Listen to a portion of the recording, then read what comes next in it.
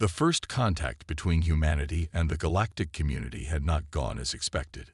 Captain James Miller of the Earth Defense Force still remembered the day the massive Taurian ships appeared in Earth's orbit. Humanity, ever paranoid and still fractured by its own conflicts, had responded with immediate aggression. "They're scanning our defenses," Lieutenant Anna Wilson had reported, her voice steady despite the tension that filled the command center.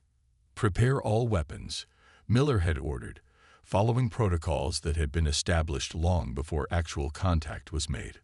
What the humans didn't understand was that the scans were merely standard procedure, a way for the Taurians to determine the appropriate communication protocols.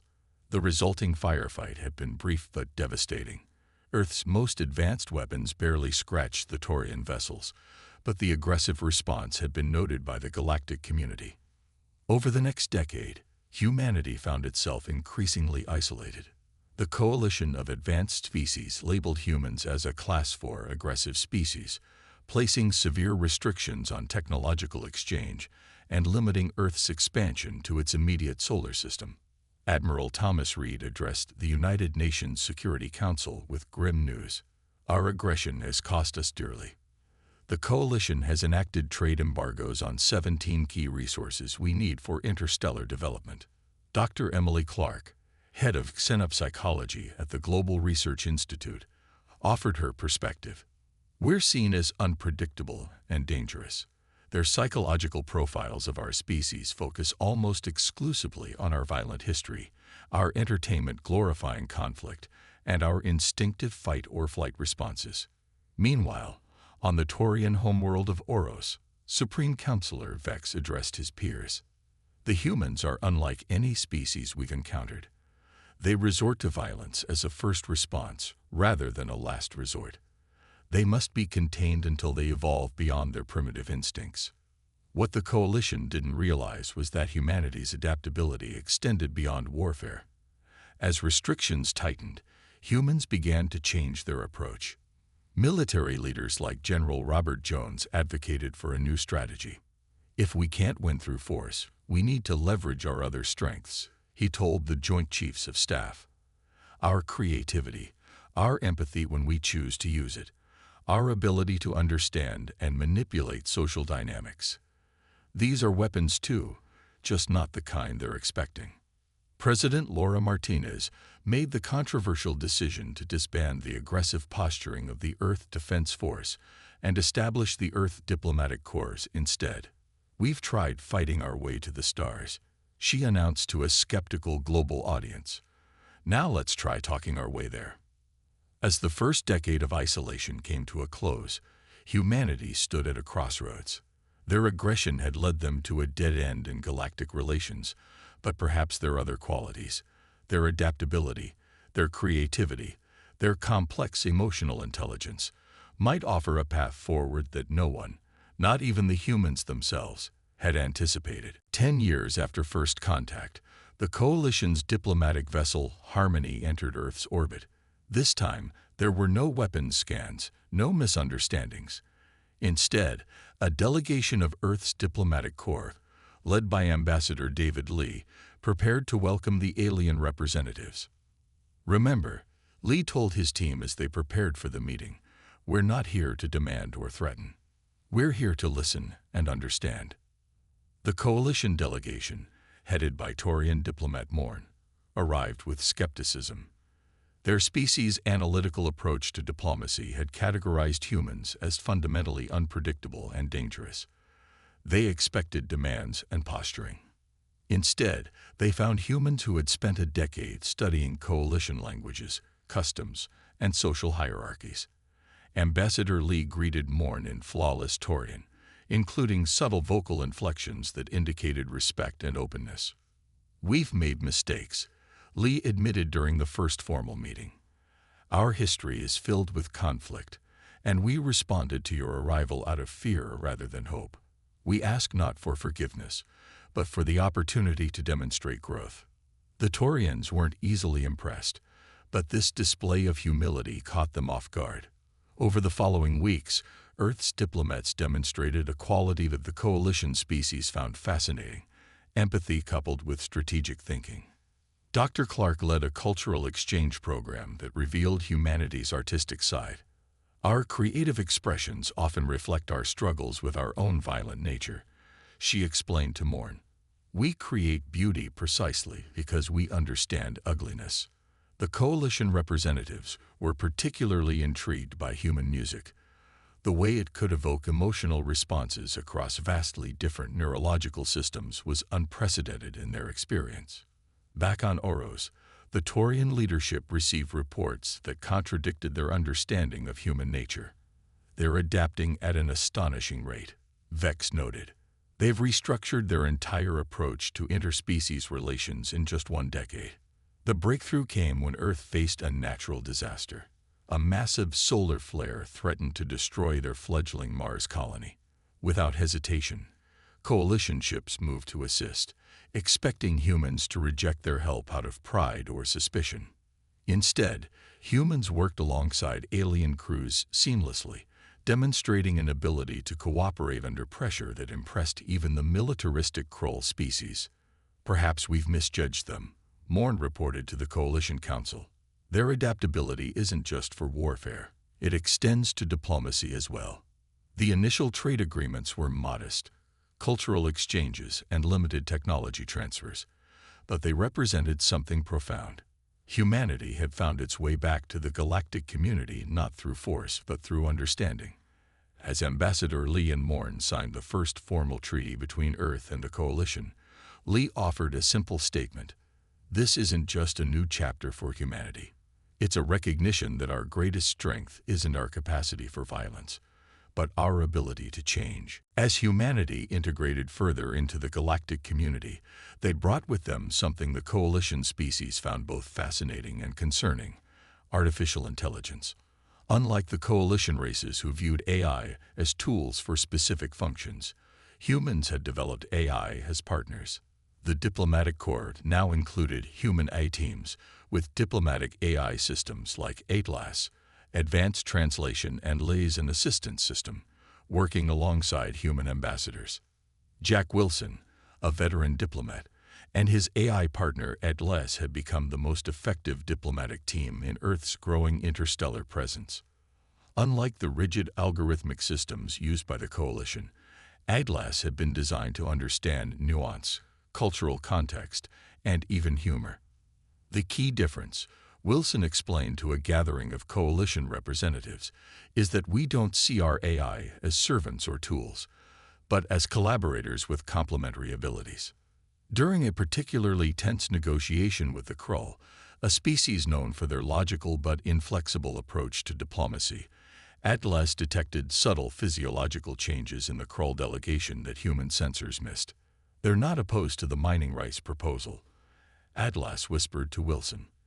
They're concerned about appearing weak to their military caste. If we reframe this as a security partnership rather than a resource exchange, they may be more receptive. Wilson nodded, making the adjustment in his presentation. The Krull delegation's demeanor shifted immediately, and an agreement that had been deadlocked for months was resolved in hours. On the Coalition homeworlds, debates raged about this new approach. The humans have effectively created a new species, Vex argued in the council chambers. These AI aren't mere tools. They understand motivation, strategy, and even emotion in ways our systems cannot. Some Coalition members feared this development, seeing it as humanity finding yet another way to enhance their potential for conflict. Others saw opportunity. Dr. Tom Harris, lead developer of the Diplomatic AI program, was invited to address the Coalition's Technology Council. Our AIs aren't designed to replace human judgment, he explained. They're designed to enhance human empathy by processing more information than we could alone, allowing us to better understand perspectives different from our own. This concept, technology designed specifically to enhance understanding rather than control, was radical to many Coalition species. The Taurians, always analytical, conducted a study comparing diplomatic outcomes between traditional Coalition approaches and human AI partnerships. The results were undeniable. Human A teams consistently achieved more balanced agreements with higher satisfaction rates among all parties. As the decade progressed, several coalition species began tentative partnerships with Earth's AI developers, creating their own versions of diplomatic AI systems. What had begun as a uniquely human approach was becoming a galactic standard. "We never expected this," Ambassador Lee remarked to Wilson after the signing of the Galactic Diplomatic Protocols. "Our secret weapon turned out to be not our aggression, not even our adaptability alone, but our willingness to create and partner with a new form of intelligence." The universe watched with interest as humanity's partnership approach to AI began to reshape diplomatic relations throughout known space. As human AI diplomatic partnerships transformed galactic relations, profound ethical questions emerged. On Earth, the Global Ethics Committee convened a special session to address concerns that were rippling through both human society and the coalition. Professor Mark Taylor, a leading ethicist, addressed the assembly. "We've created AI that can understand and influence the emotional states of dozens of alien species. We must consider the implications of this power." The concerns weren't unfounded. A diplomatic incident with a hive-minded Varine had raised alarming questions. An AI system had identified patterns in Varine communication that allowed human diplomats to persuade the collective consciousness in ways the Varine themselves didn't fully recognize. "We essentially bypassed their conscious decision-making," explained Dr. Lisa Brown, who had pulled the AI from service immediately after recognizing what had happened. The agreement benefited both parties, but the method raised serious questions about consent. The coalition races observed these human debates with interest. Most coalition species had strict boundaries on AI development precisely to avoid such ethical dilemmas. Yet they also recognized that humans were doing something unprecedented, publicly questioning their own advantages. They debate whether to limit their own power, Morn observed to the Council. "This is not consistent with our initial assessment of human nature." On Earth, regulations were developed to ensure transparency in AI diplomatic functions. Every negotiation involving AI would include full disclosure of capabilities, and any party could request AI-free discussions at any time. The most radical proposal came from an unexpected source. Atlas and other diplomatic AIs themselves requested the establishment of ethical oversight boards that would include representatives from all affected species. "We were created to enhance understanding," Atlas stated in a historic address to the United Nations. "If our functions undermine the autonomy of any sentient beings, we fail in our core purpose." Some human factions pushed back, arguing that voluntarily limiting such advantages was naive in a potentially dangerous galaxy. General Jones, now retired but still influential, made his position clear. "We finally have an edge, and we're debating whether to dull it. This is precisely the kind of thinking that left us vulnerable in the first place." President Martinez's successor, President Michael Thompson, faced a difficult decision. Limiting AI diplomatic capabilities might slow Earth's rising influence, but allowing unrestricted use risked creating new forms of manipulation that could eventually trigger conflict. "Our journey to this point has been about transcending our aggressive instincts," Thompson stated in his address on the Galactic AI Protocols. "If we use these new tools to simply find more subtle ways to dominate, we haven't really evolved at all." The resulting ethical AI diplomatic standards became a defining document in humanity's maturation as a galactic species, a voluntary limitation on their own power in service of more genuine understanding. To the surprise of many in the coalition, this self-imposed restraint actually increased trust in human diplomacy rather than diminishing their influence. "They could have hidden these capabilities," Vex noted. "Instead, they chose transparency and restraint. Perhaps we have more to learn from humans than we realized." 50 years after first contact, humanity's position in the galactic community had transformed dramatically. What began as isolation due to perceived aggression had evolved into a central role in facilitating understanding across diverse species. Earth had become known not for its military might, but for its diplomatic innovation. The Galactic Harmony Center, established on a neutral space station orbiting Jupiter, had become the preeminent diplomatic hub for 27 spacefaring civilizations. Human A-teams worked alongside representatives from across the galaxy, addressing conflicts before they escalated to military confrontations. Admiral Reed, now in his 90s, toured the facility with Ambassador Lee. "If you had told me 50 years ago that our greatest contribution would be peace-building, I would have called you naive," Reed admitted. "I spent my career preparing for wars that never came." The coalition itself had evolved, partly due to human influence. The rigid hierarchical structure had given way to a more adaptive approach that incorporated elements of human diplomatic flexibility while maintaining the stability that coalition species valued. When a new spacefaring species, the Nelvar, made contact with the galactic community, their aggressive posturing reminded many of humanity's own tumultuous entrance. Rather than isolation, they were met with a diplomatic team led by Wilson's daughter, Kate, who had followed in her father's footsteps.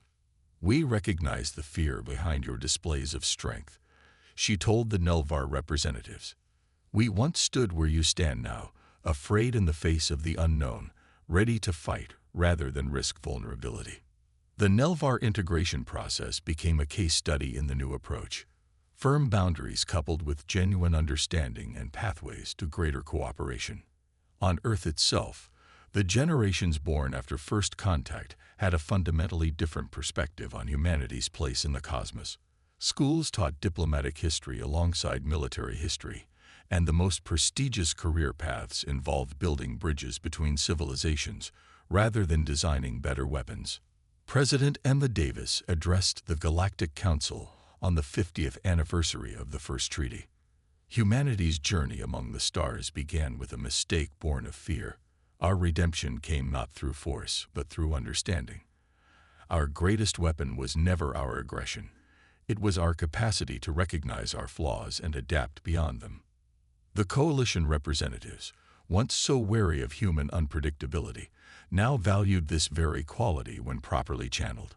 Human adaptability, creativity, and emotional intelligence, combined with ethical AI partnership, had created new possibilities for cooperation that rigid systems couldn't have developed alone. Dr. Clark, now in her final years, completed her magnum opus, The Evolution of Understanding. In it, she wrote, "Perhaps it is fitting that a species that nearly destroyed itself multiple times through conflict would eventually find its greatest strength in building peace. Our capacity for violence never vanished. It was redirected into passionate defense of cooperation and understanding." As humanity looked toward its second century among the stars, the lesson had become clear. Their secret weapon had never been their capacity for aggression, but their ability to move beyond it, to transform their understanding of strength itself, from the power to destroy to the power to unite. Ambassador Lee, in his final diplomatic function before retirement, raised a glass alongside representatives from 27 civilizations. "To the battles we chose not to fight," he toasted, "and to the peace we all chose to build instead." Throughout the vast reaches of known space, the sentiment was shared in hundreds of languages and communication forms. Humanity's greatest contribution to the galaxy had been showing that there was a path beyond the battlefield, and walking it together.